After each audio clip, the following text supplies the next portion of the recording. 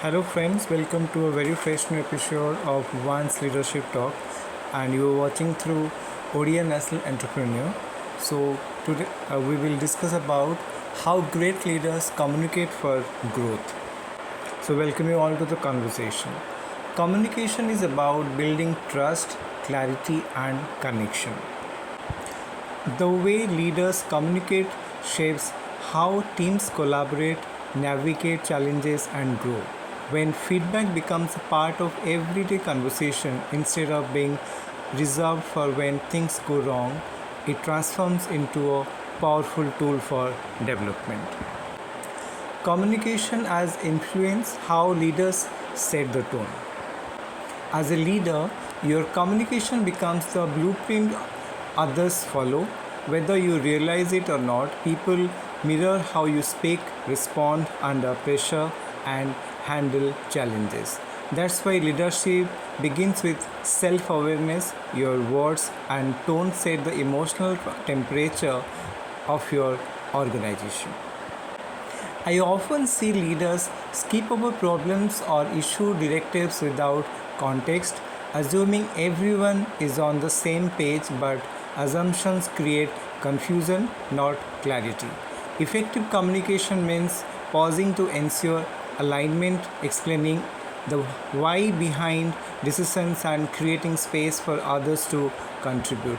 The goal is genuine dialogue. Leaders sometimes fall into patterns of talking at people rather than with them, turning communication into a one way street, or they overload conversations with detail, losing the purpose in the process.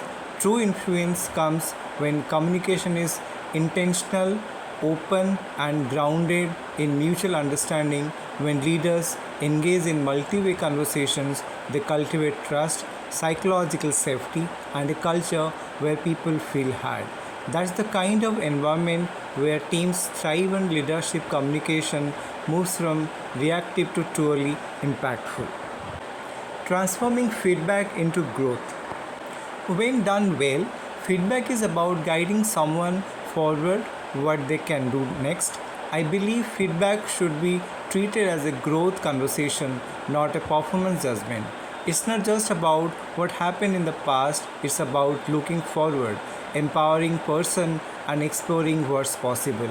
I often call it feed forward because that shift in mindset helps people as an opportunity, not a critic. Instead of telling someone what they did wrong, I invite them to reflect. I might ask, how do you think that went? Or what would make it better next time? That opens the door to self awareness and accountability without triggering defensiveness. I encourage leaders to let go of tired formulas like the feedback sandwich. Must people see right through it? It feels scripted and can shut people down before they truly engage. Instead, I use the GROW model by Sir John Whitmore. Define the goal, assess the current reality, explore options, and decide on the way forward. The GROW framework work across performance, conversations, coaching moments, and peer level check ins, creating structure and fostering ownership. At its best, feedback highlights strengths, explores next steps, and builds confidence. It's a conversation, not a correction. And when delivered with curiosity and care, feedback becomes one of the most powerful leadership tools we have. Building a feedback positive culture. Feedback should not be limited to when something goes wrong. It should be part of the everyday rhyme of how teams operate. One of the most powerful things leaders can do is normalize feedback by modeling it themselves. That means not just giving feedback but also actively seeking it from peers and team members. When leaders show they are open to growth, it signals to everyone that feedback is not a threat, it's a shared tool for learning. We need to shift feedback away from being tied only to performance metrics or moments of failure. A holistic feedback culture includes celebrating soft skills, mindset, and effort. not just results. Too often, I see teams race from one goal to the next without stopping to acknowledge what went well. Leaders must create space to celebrate wins just as much they goes through challenges. Recognition should happen publicly, boosting morale and reinforcing positive behaviors. But when it comes to developmental feedback, it's best done in private where it can be delivered with care and clarity. Both acknowledgement and feedback are essential. We need the yin and yang. People thrive when they feel seen not only for what needs to improve but also for what they are doing right. Untimely, we all want to grow. When feedback becomes a natural, respected part of the culture, it fuels that growth for individuals and for the organization as a whole. Making feedback safe and meaningful.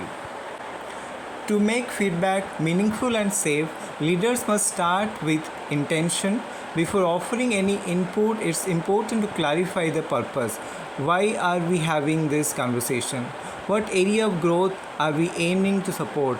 Setting that intention helps create clarity and reduces defensiveness.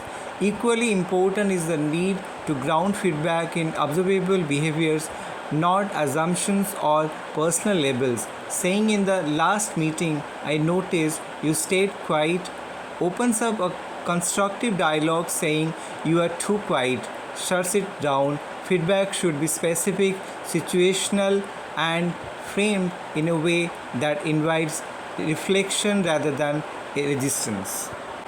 The most impactful feedback conversations are collaborative. Instead of simply pointing out what needs to change, ask, how can I support you? That simple question shifts the tone from correction to partnership. It reassures them you are not alone. Support is available and encouraged. Untimely feedback is not about having the answers as a leader. It's about facilitating growth by helping others see where they are now, where they want to go, and how can help them get there. That's when feedback becomes a catalyst for progress instead of a source of fear. Great leadership is about listening, connecting, and creating space for growth. When communication is rooted in trust and feedback is reframed as a feed forward, people feel empowered to improve and contribute. By modeling openness and normalizing feedback, leaders build a culture where learning is constant and acknowledgement is valued. That's how organizations and people within them truly grow. This is how we can inspire and grow with the system, with the communication, and inspire others as well. If you want to see such kind of video, please subscribe our channel and also like and share our video. Till then, we'll meet to the next conversation, to the next program, and we all wish you a very good healthy life and healthy communication to each other. Till then, we will meet you to the next episode, and in the meantime, we will all also request once again to kindly subscribe if you are not subscribed our channel yet, and we will also take you to the more conversation like management insights regarding entrepreneurship and startup. Till then, take care, goodbye, and have a nice day.